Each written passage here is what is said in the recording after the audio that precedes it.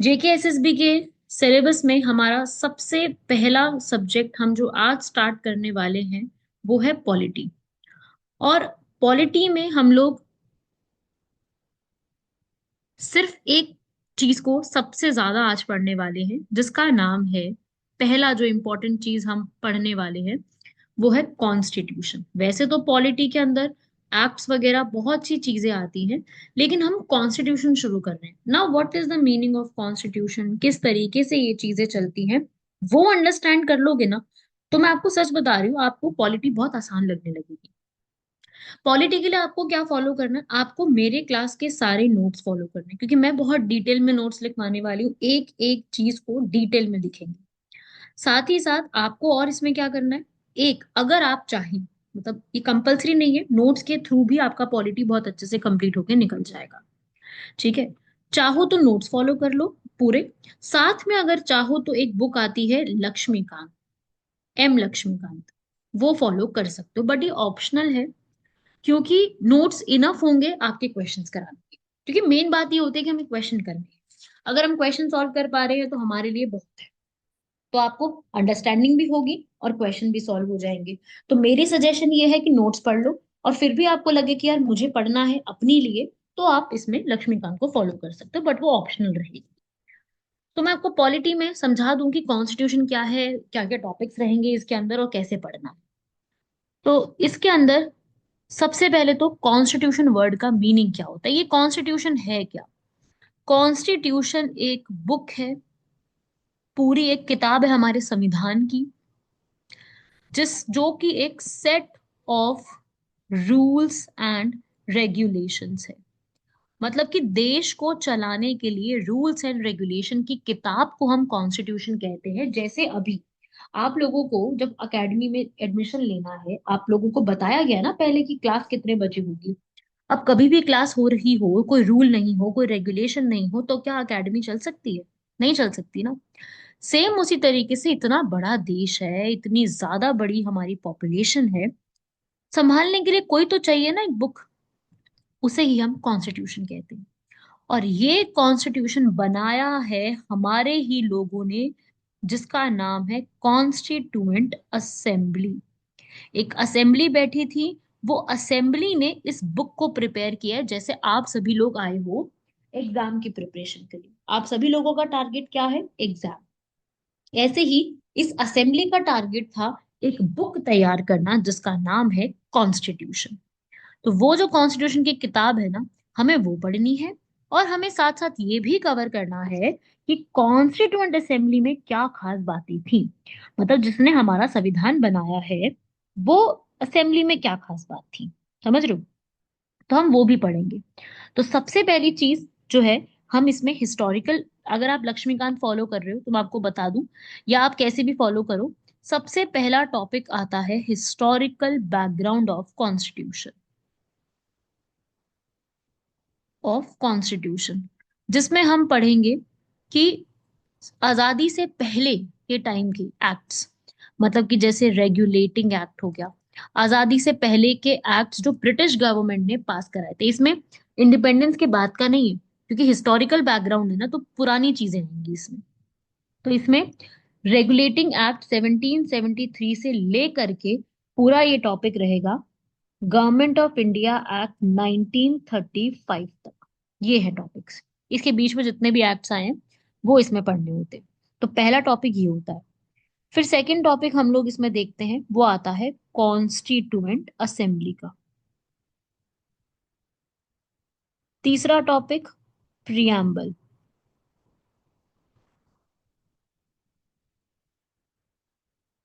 Schedules. फिर उसके बाद फंडामेंटल राइट्स। डीपीएसपी लिखते जाओ सिलेबस को, ये सब कवर करना है। Fundamental duties, president, vice president, मैं शॉर्ट में यूज करूंगी वीपी, वीपी का मतलब होता है वाइस प्रेसिडेंट।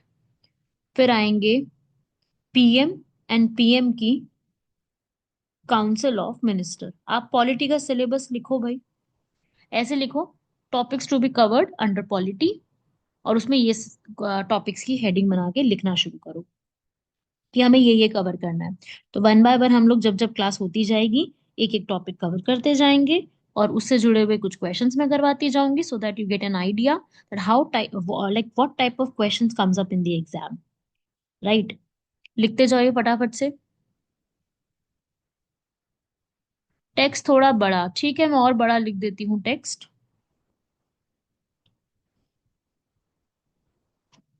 आप लोग वैसे आप लोग अपनी स्क्रीन पे भी जूम कर सकते हो, जूम का जो एप्लीकेशन है जहाँ पे आप स्क्रीन पे ही देख रहे हो, उसमें भी आपका जूम करने का ऑप्शन आता है।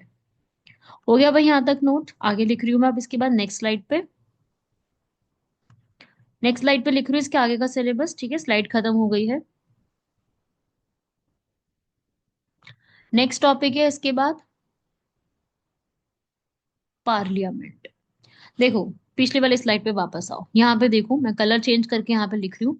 देखो, कॉन्स्टिट्यूएंट असेंबली, प्रियम्बल और शेड्यूल्स, इनका कोई आर्टिकल नहीं है। लेकिन जब आप फंडामेंटल राइट से पढ़ोगे ना, तो हमारे आर्टिकल शुरू हो जाएंगे आर्टिकल 12 से 35, फिर डीपीएसपी आर्टिकल 36 से 51, fundamental duties article 51A, president 51 जैसे ही खत्म हुआ तो 52 से 62 प्रेसिडेंट के आर्टिकल, 63 से 73 वाइस प्रेसिडेंट के सारे आर्टिकल्स हैं। PM and council of minister के लिए 74 और 75 वाले आर्टिकल्स दिए गए। सो मेरी अप्रोच ये रहती है पॉलिटी में कि मैं जो भी आपको टॉपिक्स कराऊं वो एक आर्टिकल वाइज कंटिन्यू हो। जब तक वो आर्टिकल वाइज नहीं होते आप लोगों को याद करना मुश्किल पड़ जाता है, ठीक है। समझ में आया यहाँ तक? तो आर्टिकल वाइज बढ़ रहे हैं। फिर इसके बाद यहाँ पर पार्लियामेंट स्टार्ट होता है। पार्लियामेंट के आर्टिकल हैं 79 से 123 तक। बीच में जो मैंने आर्टिकल मिस करे हैं ना, 76, 77, 78, वो इम्पोर्टेंट नहीं है। बस 76 इम्पोर्टेंट है, अटॉर्नी जनरल, वो हम एक अलग हेडिंग में कवर करने वाले हैं। फिर प्रेसिडेंट पार्लियामेंट जैसी कब कंप्लीट होगा, कॉन्स्टिट्यूशन में नेक्स्ट टॉपिक आता है सुप्रीम कोर्ट। सुप्रीम कोर्ट के बाद पूरी स्टेट के बारे में पढ़ना है। स्टेट में क्या क्या आता है? गवर्नर, सीएम, और स्टेट की लेजिस्लेचर।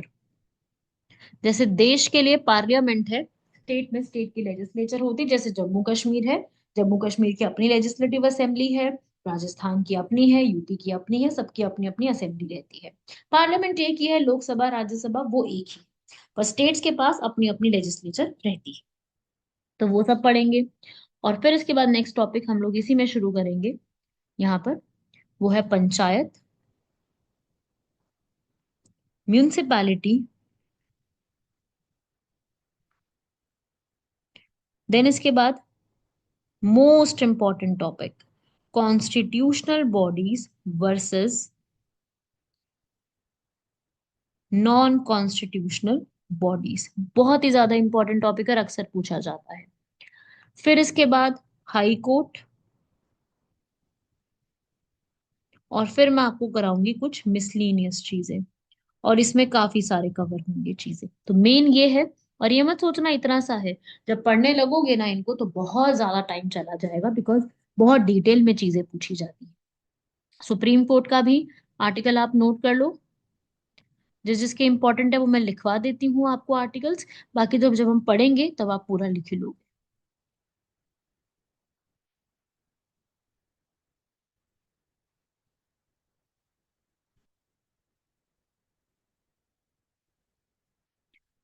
ये है आपका पॉलिटी का एक syllabus, just note it down. यहाँ तक कंप्लीट करो सारा, and if you are done with that then let me know, because we are now starting the very first topic which is constituent assembly.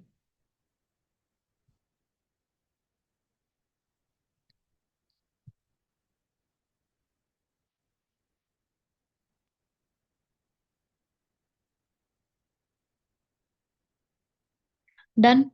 Okay, syllabus, we are done with the syllabus. Now I am proceeding with the first topic, constituent assembly, because historical background मैं आपको history का जब complete कराऊंगी तब उसके साथ cover कराऊंगी, because history और जो ये वाला है ये टॉपिक ओवरलैप करते हैं आपस में, ये दोनों टॉपिक बीच में मिक्स्ड है, इसलिए तब मैं जब कराऊंगी हिस्ट्री का उसी के साथ कवर अप करा दूंगी आपको। तो अभी के लिए आप कॉन्स्टिट्यूएंट असेंबली की हेडिंग बना सकते हो, very important topic. Constituent assembly का मतलब ही यही होता है, वो असेंबली जिसने कॉन्स्टिट्यूशन बनाने में मदद करी है। क्योंकि पहले के टाइम पे जब हमारे इंडिया में अंग्रेजों का राज हुआ करता था, वो लोग कॉन्स्टिट्यूशन कहाँ बनाने देने देने की हमें तैयारी करते, कभी नहीं देते। किसी भी हालत में वो मानने को तैयार नहीं थे कि हम लोग अपना संविधान खुद से बनाएं। वो तो कहते थे कि इंडियंस में इतनी ताकत ही नहीं, इंडियंस में इतना दिमाग ही नहीं है कि वो कुछ यहाँ पे कर सके। इंडिया उनका तो सीधा ये हिसाब था, वो तो सीधा यही बोलते थे। ठीक है। तो ये पहली बार आइडिया किसने दिया, idea of forming constituent assembly, ये किस व्यक्ति ने दिया है? एक व्यक्ति है इंडियन जिसका नाम है एम एन रॉय, मनेंद्र नाथ रॉय। इन्होंने पहली बार बोला था कि अगर हमें अपना संविधान बनाना है ना, तो इनसे लड़के कोई फायदा नहीं है अंग्रेजों से, हम अपनी असेंबली बनाते हैं। तो वो असेंबली जो है ना, वो पहली बार बनाने का आइडिया एम एन रॉय ने दिया था। और फिर धीरे धीरे जो है, ये चीज बढ़ती गई सबके दिमाग में, और फिर ये एक नया रूप लेती है। 1934 में ये आइडिया दिया गया, और उस समय तो ब्रिटिशर्स का रूल हुआ करता था। ठीक है। उन्होंने इस चीज को लेकर के बिल्कुल भी अलाउ किया ही नहीं कि हम लोग यहाँ पर ये चीज करें। इन्होंने तो बिल्कुल ही इस चीज को मना कर दिया, जिसकी वजह से ये बात एक्सेप्ट ही नहीं हुई, कॉन्स्टिट्यूएंट असेंबली बनाने की बात ही एक्सेप्ट नहीं हो पाई। इसीलिए फिर 1940 में, ईयर है 1940, ठीक है, 1940 में आप लिख लीजिए कि ऑगस्ट ऑफर तैयार होता है। ऑगस्ट ऑफर, ये ऑगस्ट ऑफर अगस्त के महीने में आया, इसलिए इसका नाम पड़ गया ऑगस्ट ऑफर। ये ऑगस्ट ऑफर जो है वो 1940 में आया। उस समय इंडिया में वाइसराय हुआ करते थे, नाम लिख लेना इनका, लॉर्ड लिनलिथ गो।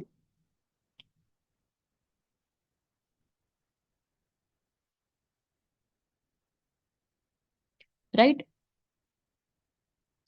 लिनलिथ गो। ये लिनलिथ गो उस समय के वाइसराय थे।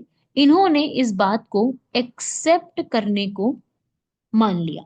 इन्होंने बोला कि ठीक है, अगर इंडियंस ऐसा चाहते हैं कि हम लोगों को जो है, आप लोगों को हम ये बना के दें असेंबली, तो हम इस बात को, ठीक है, तैयार है मानने को। लेकिन लेकिन इसके पीछे शर्त थी। अगर आपने सुना हो कि वर्ल्ड वॉर सेकंड जो है वो कब चला था, ठीक है, वर्ल्ड वॉर सेकंड जो है वो कब चला था? एक मिनट रुकेंगे, एक स्टूडेंट काफी डिस्टर्ब कर रहा है क्लास में, मैं उसको पहले रिमूव कर देती हूँ क्लास से।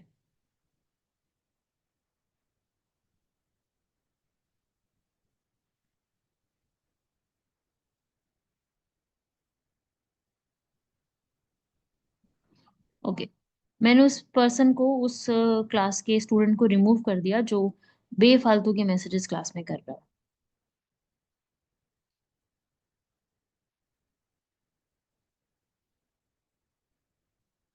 ओके, चलिए वापस आप लोग पढ़ाई पे ध्यान दे सकते हो। सो वर्ल्ड वॉर सेकंड जो है ना, उस टाइम चल रहा था। वर्ल्ड वॉर सेकंड का टाइम पीरियड कुछ ऐसा आपको देखने को मिलेगा, 39 से 45। तो हुआ ये कि इस टाइम पीरियड में अंग्रेज जो थे ना, ब्रिटिशर्स, उनको बहुत ज्यादा सपोर्ट चाहिए था इंडियंस का। तो लालच देना पड़ेगा ना इंडियंस को। तो उन्होंने क्या बोला, ठीक है, इन्होंने क्या करा, जो ये थे 1939 से 45 में, जब ये वर्ल्ड वॉर सेकंड का पूरा टाइम पीरियड चल रहा था, तो ये टाइम पीरियड में ये शर्त रख दी। लिलित गो जो थे ना वाइसराय, उन्होंने कहा कि हम आपको आजादी दे देंगे कि आप जाके कॉन्स्टिट्यूंट असेंबली बना लो, लेकिन लेकिन आपको हमारा वर्ल्ड वॉर सेकंड में सपोर्ट करना पड़ेगा। अगर इंडियंस, दोबारा बात समझना, अगर इंडियंस, सामने लिख भी रही हूं मैं, इंडियंस ब्रिटेन का सपोर्ट करते हैं वर्ल्ड वॉर सेकंड में, तो और जीत जाते हैं, ब्रिटेन जीत जाएगा वर्ल्ड वॉर सेकंड, तब हम जा करके आपको आपकी असेंबली बनाने की परमिशन देंगे। मतलब ब्लैंक ये चेक दे दिया, जिसमें बहुत लंबे टाइम के बाद की डेट डाल दी, इतनी लंबी डेट डाल दी। ठीक है। शामिर लिनलिथ वो जो है वो वाइसराय का नाम है, ये एक व्यक्ति का, एक पर्सन का नेम है। Linlithgow is a name of a person. Okay. So Linlithgow जो है उन्होंने ये शर्त रख दी कि आपको असेंबली चाहिए ना, मिल जाएगी, लेकिन आपको पहले हमारा साथ देना पड़ेगा। अगर आपके सोल्जर्स ने हमारा साथ दिया और हम अपना वॉर को जीत जाते हैं, तब बना सकते हो आप असेंबली।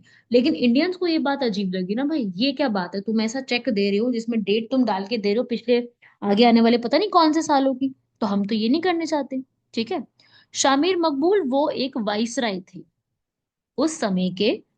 वाइसराय, वाइसराय मतलब ब्रिटिश की तरफ से भेजे जाने वाले पर्सन, जिन्होंने इंडिया में मतलब इंडिया को संभालने के लिए आए थे। ब्रिटिश की तरफ से रिप्रेजेंटेटिव जो इंडिया में संभाल रहे थे उन्हें वाइसराय कहा जाता था।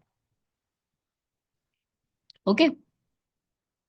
सो ये हुआ 1935 में, ऐसा ऐसा हुआ। तो अगस्त ऑफर को भाई उस समय जो कांग्रेस थी ना, उसने तो कर दिया बहुत आसानी से रिजाइन। ठीक है, कांग्रेस ने इसको रिजेक्ट ही कर दिया। रिजाइन तो क्या लिखना, रिजेक्ट लिख दो। देखो, दिस ऑफर वॉज रिजेक्टेड। ठीक है, this offer was rejected by Congress. August offer कि हमको ये सब तो नहीं चाहिए, तुम क्या दे रहे हो भाई, ऐसा एक आप चेक दे रहे हो जिसमें डेट बहुत बात की है, पोस्ट डेटेड चेक है ना। ऐसा अगर मान लो आपको कोई चेक दे, अभी आपने आपने बहुत काम किया हो, आपको कोई चेक दे और उस चेक में डेट डाल दे वो बहुत पुरानी, है ना, मतलब बहुत आगे की डेट डाल दे, तो आपको क्या काम का भाई, आपको तो पैसे अभी चाहिए। ठीक है। तो वो चीज के लिए तो ये बेकार हो गया इनके लिए। तो फिर ये चीज यहाँ से जो है बेकार हो जाती है। फिर इसके बाद क्या आते हैं, फिर इसके बाद देश में एक व्यक्ति और आते हैं जिनका नाम है सर स्टैफोर्ड क्रिप्स। ये व्यक्ति का नाम है, it is a name of a person. ये आते हैं सर स्टैफोर्ड क्रिप्स। ये इंग्लैंड से, he came from England to India. ठीक है। यही प्रॉब्लम को सुलझाने के लिए ये इंडिया आते हैं। ठीक है। तो स्टैफोर्ड क्रिप्स इंडिया आए। इनका भी ऑब्जेक्टिव क्या था, स्टैफोर्ड क्रिप्स का ऑब्जेक्टिव था कि इंडिया का to get support of India in world war 2। इनका भी यही ऑब्जेक्टिव था। निराश होकर चले जाते हैं, ही डिडंट गेट एनीथिंग। वापस से निराश होकर के जाना पड़ जाता है, कुछ नहीं मिलता इनको। ठीक है। वॉर खत्म होता है, चीजें आगे सॉल्यूशन में आती हैं, देश में भी बहुत चीजें चल रही होती हैं। इंडिया में भी एक मूवमेंट चल रही होती है जिसका नाम आपने सुना होगा, quit India movement, Gandhi ji द्वारा स्टार्ट की गई थी, जो हम हिस्ट्री में पढ़ेंगे। उन्होंने भी ये बोला था कि भाई अंग्रेजों भारत छोड़ो, करो या मरो, डू और डाई। ये सब चीजें चल रही थी इंडिया में। तो क्रिप्स मिशन को तो कुछ हासिल होता नहीं, ही वेंट एंड उनको कुछ भी नहीं मिलेगा। फिर फाइनली यहाँ पर एक मिशन आएगा जिसका नाम है, क्रिप्स का टाइम पीरियड लिख लो भाई, 1942 में आए थे। Cabinet mission plan.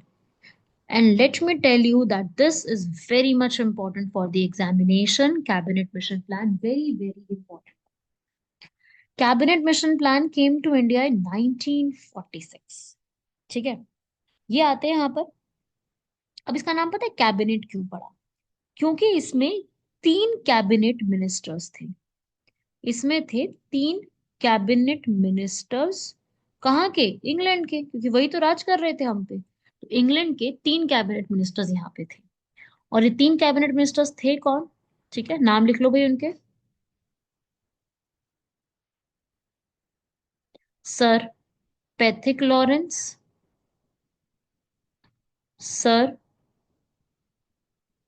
Stafford Cripps, वही सेम क्रिप्स दोबारा आएंगे यहाँ पर, और अलेक्जेंडर।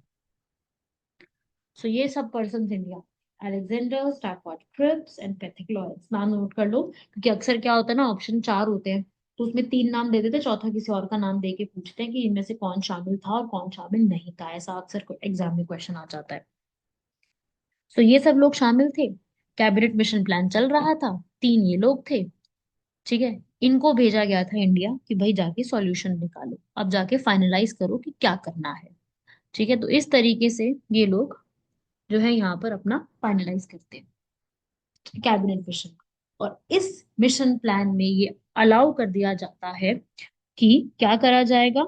इस मिशन प्लान में ये चीज की अलाउमेंट हो जाती है कि टू मेक आर कॉन्स्टिट्यूशन।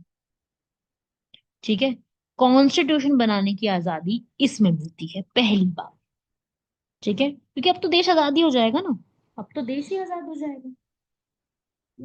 तो अब लिखना भाई, इसमें लिखो, constituent assembly, constituent assembly has been made according to cabinet mission plan. Constituent Assembly has been made according to according to cabinet mission plan, मतलब इसके तहत बनी है। कि एग्जाम में सीधी स्टेटमेंट आती है कि हमारी जो ये है वो कब बनी थी, कैसे बनी थी, तो आप सीधा इसका आंसर लगा सकते हो, कैबिनेट मिशन प्लान, राइट। तो इस तरीके से ये मिशन भी हो जाता है और हमारे आजादी भी अब तो मिलने ही वाली है 47।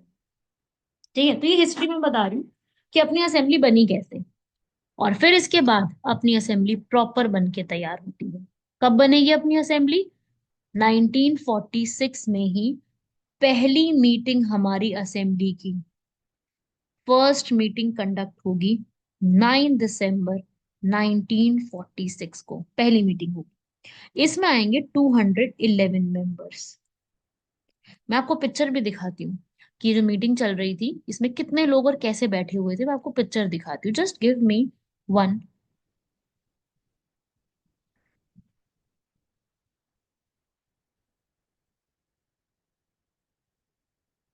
Just give me 1 minute. मैं आपको कुछ इसमें पिक्चर्स दिखा देती हूँ असेंबली की,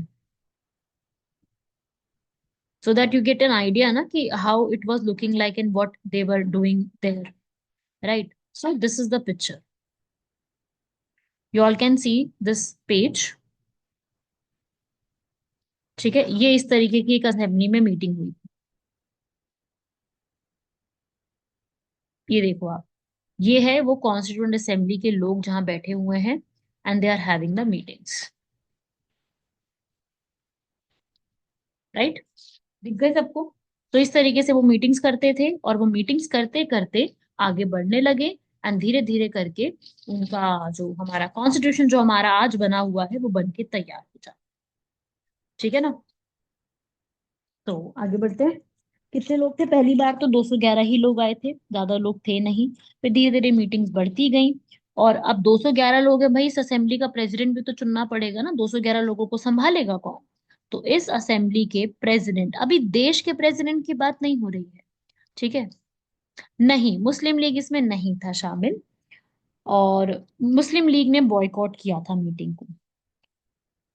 डॉक्टर, नाम लिख लेंगे भाई, प्रेसिडेंट किसको बनाया गया था? सच्चिदानंद सिन्हा, ओल्डेस्ट मेंबर। ठीक है, डॉक्टर सच्चिदानंद सिन्हा ये देश के प्रेसिडेंट नहीं है, ये असेंबली के प्रेसिडेंट है, और वो भी केवल एक दिन के लिए। So he was the temporary president, okay, temporary थे। और इसके बाद फिर परमानेंट प्रेसिडेंट बनाए गए। परमानेंट प्रेसिडेंट किसको बनाया गया? डॉक्टर राजेंद्र प्रसाद, सभी जानते हैं राजेंद्र प्रसाद का नाम, ये आगे चल के देश के भी प्रेसिडेंट बनने वाले हैं, है ना। तो याद रखना, ये देश के भी प्रेसिडेंट हैं और ये असेंबली के भी प्रेसिडेंट है। ये बिहार से व्यक्ति थे, बिहार मैन इनको बोला जाता है। इनको, इनकी बिहार में खूब इज्जत है, देश के भी प्रेसिडेंट हैं तो इज्जत तो होगी ही होगी, है ना। बाकी बहुत ही बढ़िया थे इन्होंने, लॉयर थे, जर्नलिस्ट थे, गांधी जी के बहुत बड़े सपोर्टर थे, क्विट इंडिया मूवमेंट में गांधी जी का खूब साथ दिया है इन्होंने। ठीक है, तो मतलब काफी सारी चीजें इन्होंने करी है। और एक चीज मैं और बता दूं, ये हमारे देश के लॉन्गेस्ट सर्विंग प्रेसिडेंट रहे हैं। सबसे लंबे टाइम के लिए अगर किसी प्रेसिडेंट ने सर्व किया है ना, तो वो राजेंद्र प्रसाद ही, बिहार से जो बिलोंग करते हैं। ठीक है, बाकी ये चीजें मतलब पूछी जाती है, छोटी छोटी चीजें ये इंपॉर्टेंट एग्जाम में आती है ना, तो आपको थोड़ा सा आइडिया होना चाहिए। बाकी राजेंद्र प्रसाद की ना एक वन लाइनर क्वेश्चन में कई बार बुक्स पूछी गई है, राजेंद्र प्रसाद की, तो मैं आपको दो बुक लिखवा देती हूँ, इनकी अभी लिख लो क्योंकि बड़े इंपॉर्टेंट है ये। इनकी दो बुक मैंने बहुत बार देखा है, अलग अलग एग्जाम में पूछी गई है। सो ब्रैकेट में लिखना जितना, क्योंकि देखो यार, आप पढ़ रहे हो जीके, आप जीके में एक टॉपिक पे स्टिक नहीं रह सकते कि हाँ इतना पढ़ लिया खत्म हो गया, ऐसा नहीं होता है। आपको जितनी एक्स्ट्रा इन्फॉर्मेशन मिल सके लो। ठीक है, मैंने राजेंद्र प्रसाद बताया, तो वहीं तक छोड़ना नहीं है उसको, राजेंद्र प्रसाद के बारे में पढ़ना, उनकी बुक्स देखनी है, उन्होंने और क्या क्या कब कब सर्व किया है वो देखना है। ये करोगे तभी जीएस में अच्छा स्कोर आ सकता है, वरना जीएस में स्कोर अच्छे नहीं आते हैं, क्योंकि टॉपिक बहुत ज्यादा है पढ़ने को, बच्चे गिना चुना पढ़ के जाते हैं, तो जीएस अच्छा हो नहीं पाता है। थोड़ी अपनी क्यूरियोसिटी बढ़ाओ और थोड़ा लिखने की हैबिट और बनाओ। मैं बहुत चीजें एक्स्ट्रा लिख पाने वाली हूँ क्लास में, तो ब्रैकेट बना बना के लिखते रहना ये चीजें, ठीक है। हाँ जी शाहिद, एसपी सिन्हा और सच्चिदानंद सिन्हा डिफरेंट हैं बिल्कुल। मैं बता दूं, बहुत अच्छा क्वेश्चन पूछा है शाहिद आपने आपने देखो भाई, सामने देखो सभी लोग, एक बच्चे का सवाल है कि एसपी सिन्हा और सच्चिदानंद सिन्हा अलग अलग व्यक्ति हैं क्या? तो बिल्कुल अलग अलग व्यक्ति हैं। सच्चिदानंद सिन्हा जो है प्रेसिडेंट है असेंबली के। एसपी सिन्हा एक और व्यक्ति हैं, नाम है इनका सत्येंद्र प्रसाद सिन्हा। ठीक है, पूरा नाम है सत्येंद्र प्रसाद सिन्हा। ठीक है, दोनों, अब देखो कास्ट सेम है, सिन्हा सिन्हा एस से शुरू हो रहा है, तो कंफ्यूजन होना लाजमी है। इट इज लाइक होता है, ठीक है। तो यही कंफ्यूजन दूर मैं आपकी करूंगी यहाँ पर। सत्येंद्र प्रसन्ना सिन्हा भी कहते हैं और प्रसाद सिन्हा भी बोलते हैं। ये व्यक्ति कौन है? ये पहले फर्स्ट इंडियन लॉ मेंबर हैं टू, किसमें? वाइसराय की एग्जीक्यूटिव काउंसिल में। लिखो, he was the first Indian law member to the viceroy's executive council. जिनको नहीं पता मैं बता दूं क्या मतलब है इस बात का। लॉ मेंबर तो आप समझ गए, कानून मंत्री हैं। वाइसराय जो थे ना, पहले अंग्रेज जब हुआ करते थे तब तो देश आजाद नहीं था, तो वाइसराय की पोजीशन थी, और वाइसराय की अपनी एक काउंसिल बैठती थी, और उसमें सारे भी ब्रिटिशर्स हुआ करते थे, वो इंडियंस को शामिल ही नहीं करते थे। तो पहले इंडियन उस काउंसिल में शामिल होने वाले was SP Sinha, first Indian. ठीक है, तो ये दो अलग अलग व्यक्ति हैं। क्लियर हुआ?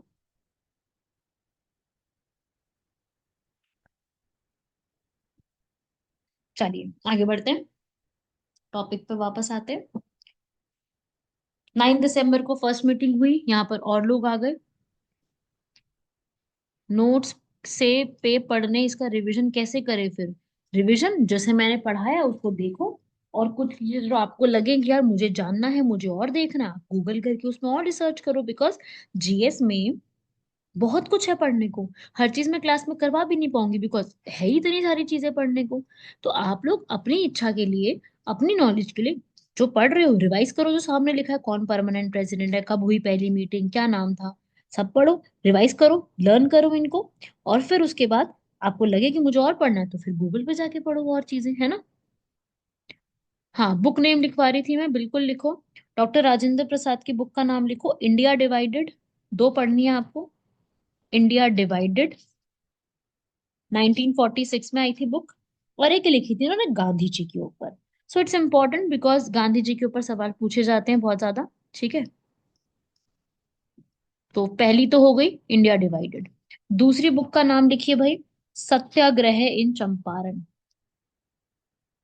सत्याग्रह इन चंपारण, 1920। आई होप चंपारण सत्याग्रह के बारे में आप लोगों ने सुना होगा। ठीक है, तो ये दो बुक है। एक तो गांधी जी के ऊपर है, वैसे गांधी जी के ऊपर और भी बुक है, बुक का नाम है बापू के कदमों में, at the feet of Gandhi. Book तो और भी है, बट ये वाली बुक्स पे सवाल, क्योंकि ये बुक्स बिकी बहुत ज्यादा है। ठीक है, तो ये दो बुक्स यहाँ पर पूछी जाती।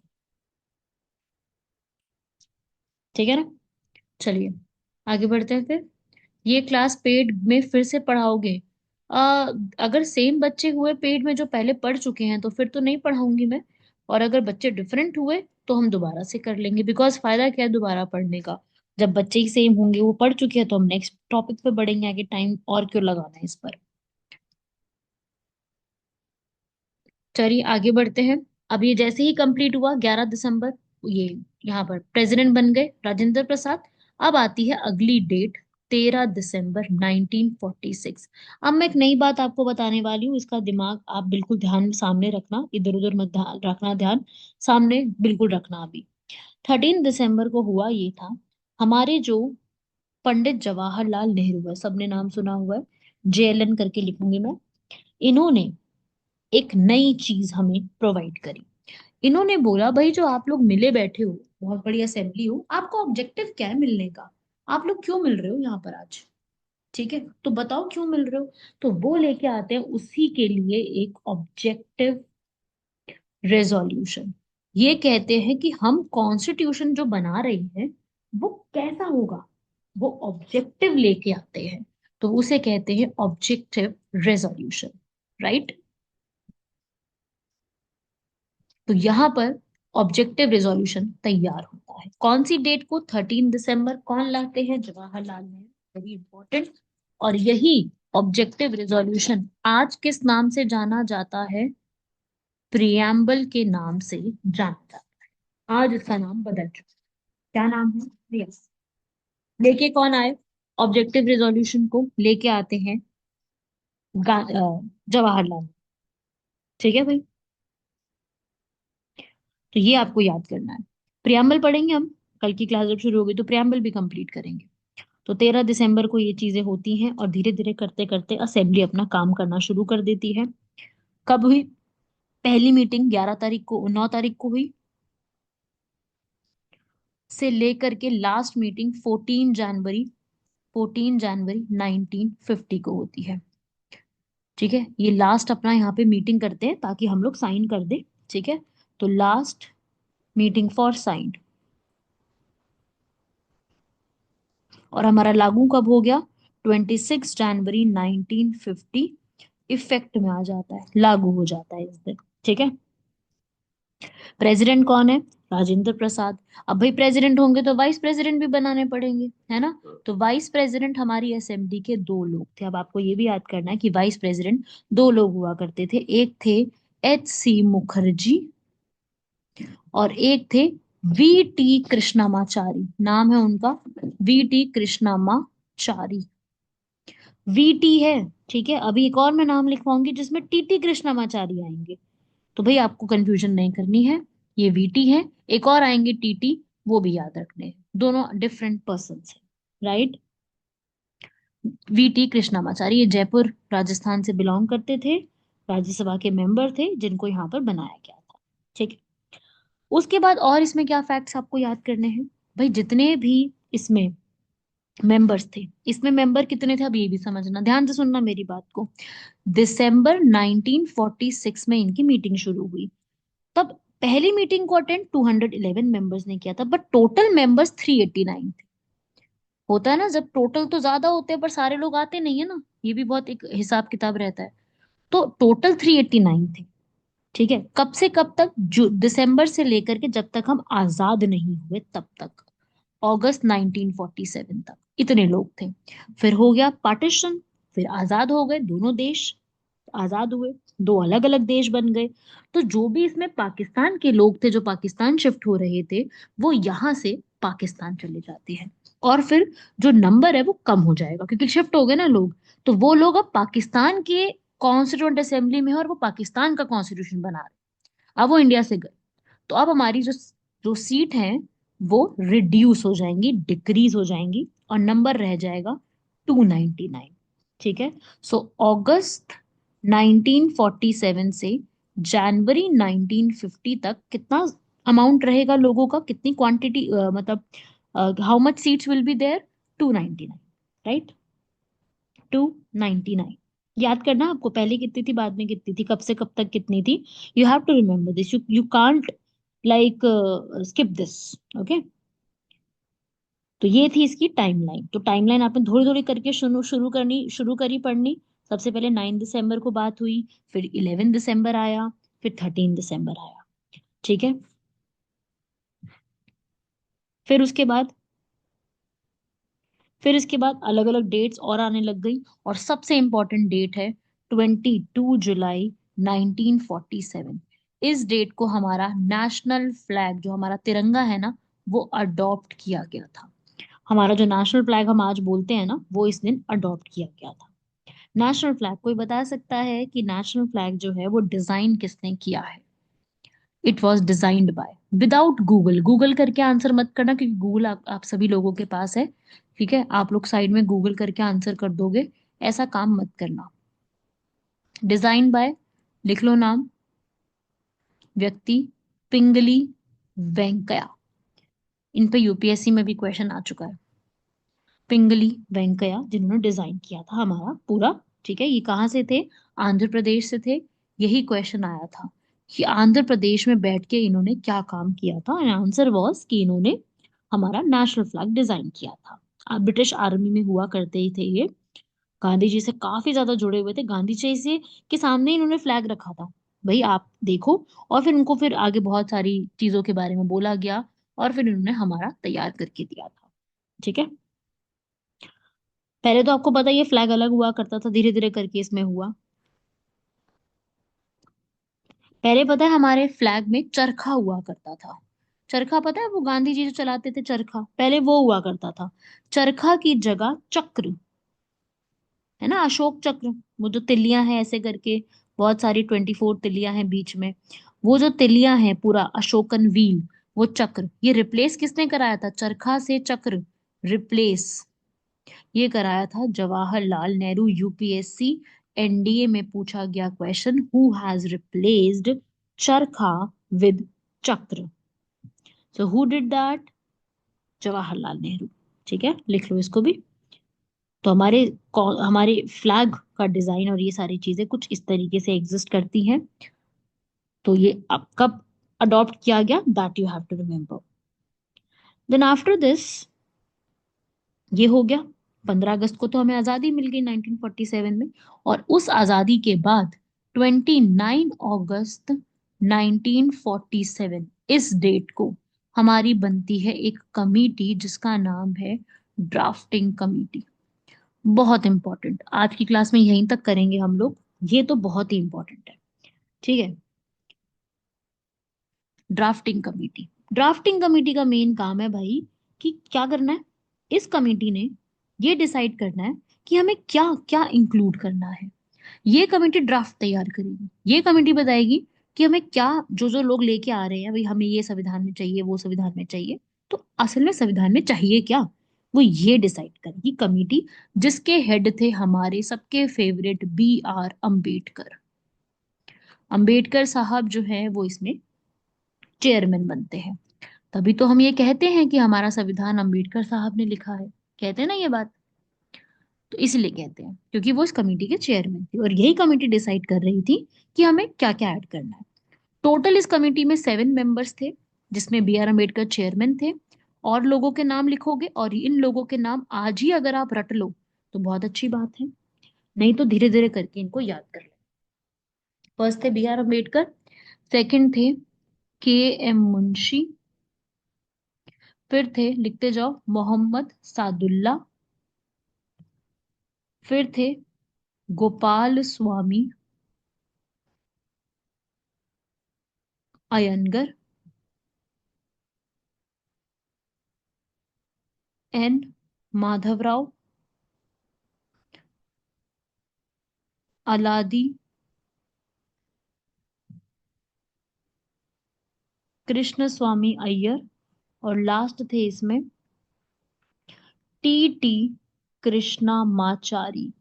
याद है, अभी बताया था VT कृष्णामाचारी, अब टीटी आ गई, बताया था ना मैंने ये बात की ऐसे ही नाम आएगा अभी, VT और TT करके नाम आएगा। तो वही बात है इसमें कि एक TT है और एक VT है, ठीक है ना। सो ये लोग थे इसके अंदर। असल में था क्या, N. माधव राव ना थे नहीं पहले, पहले थे B.L. मित्तर।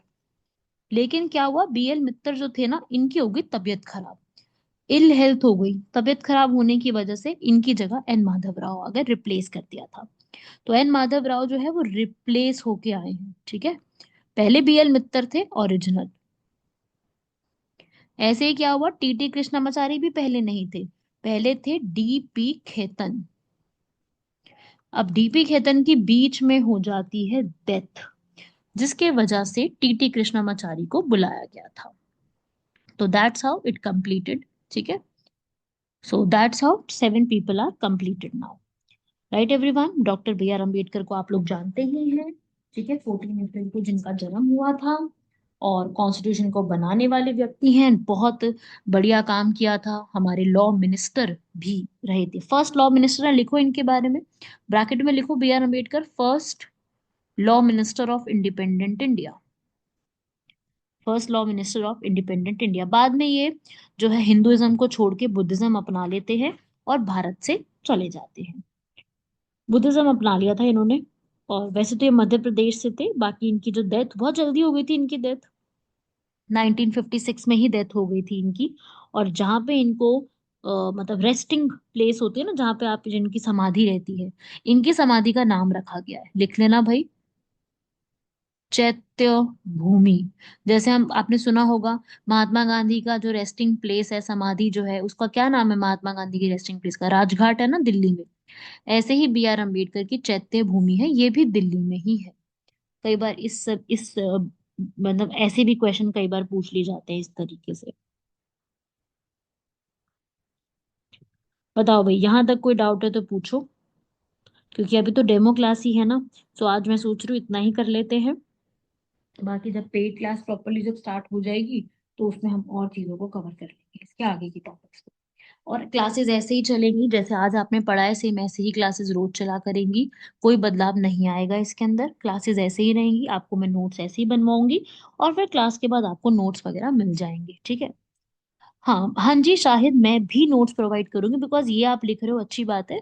बट एक सॉफ्ट कॉपी में होता है ना जो नोट्स, वो जो इंस्टीट्यूट की तरफ से, वो भी आपको प्रोवाइड किए जाएंगे, वो भी आपको मतलब जो भी बच्चा ज्वाइन कर लेगा क्लासेस को, उसको प्रोवाइड कराए जाएंगे। बिल्कुल ग्रुप पे ही आपको जैसे लिंक आता है, ऐसे ही वो हो जाएगा, ठीक है। यार देखो, फीस का मैं नहीं कुछ कर सकती, मैंने कल की क्लास में भी बताया था, फीस के लिए आपको मैनेजमेंट से बात करना पड़ेगा, बिकॉज टीचर्स का डिपार्टमेंट नहीं है ना, टीचर्स का डिपार्टमेंट है बच्चों की क्वेरीज को सॉल्व करना और उनको पढ़ाना, ठीक है। तो ये चीज पॉसिबल नहीं है ना, फीस वगैरह का तो आप मैनेजमेंट से बात करो, वही डिसाइड करते हैं, राइट। हम तो बच्चों को देखते हैं सारी चीजें।